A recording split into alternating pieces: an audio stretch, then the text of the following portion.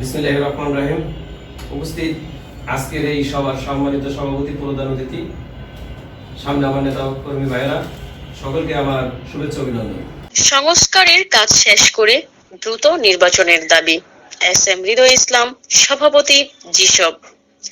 কেরানীগঞ্জ কদমতলী গোলচক্কর জিয়াউর রহমান সমাজ কল্যাণ পরিষদ, জিসব এর আয়োজনে আজ বিকাল 4টার দিকে ঢাকা জেলা দক্ষিণের কার্যালয় আলোচনা সভা অনুষ্ঠিত হয়েছে।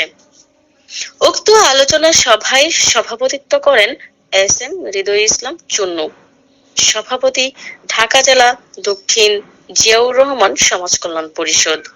উপস্থিত ছিলেন মোহাম্মদ সিরাজ হাওলাদার, সাধারণ সম্পাদক, ঢাকা জেলা দক্ষিণ জিসব, মোহাম্মদ সুলতান আলী, সাংগঠনিক সম্পাদক, জিসব।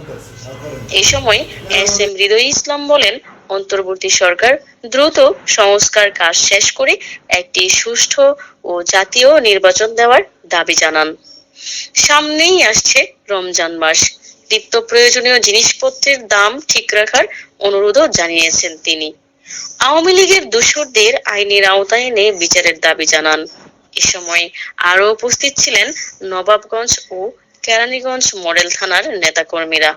নির্যাতন, জুলুম, অত্যাচার, মিথ্যা মামলা, আমরা আশাবাদী আমাদের অন্তর্বর্তী সরকার তিনি দ্রুত নির্বাচন দিবে।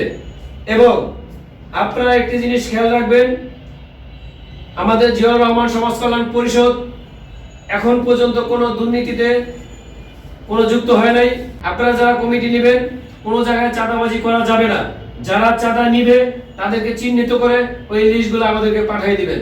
সব সময় জুলুম, অত্যাচার, নির্যাতন যারা করবে তাদের বিরুদ্ধে গর্জে উঠবেন এবং অসহায় দরিদ্র মানুষ যারা থাকবে তাদের পক্ষে আপনারা কাজ করবেন।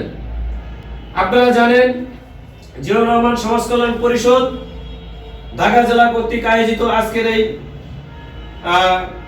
সভার আমরা এখন নবাবগঞ্জ থানার যে কমিটি, এই কমিটিটা নেওয়ার জন্য যারা আসেন, আমরা আজকে সভাপতি মোহাম্মদ সাজ্জাদ ভাই এবং মোহাম্মদ রুমেল সাধারণ সম্পাদক, তরুণ সরকার সাংগঠনিক সম্পাদক, ৪৫ দিনের ভিতরে পূর্ণাঙ্গ কমিটি আমাদের এই ঢাকা জেলায় জমা দিবে।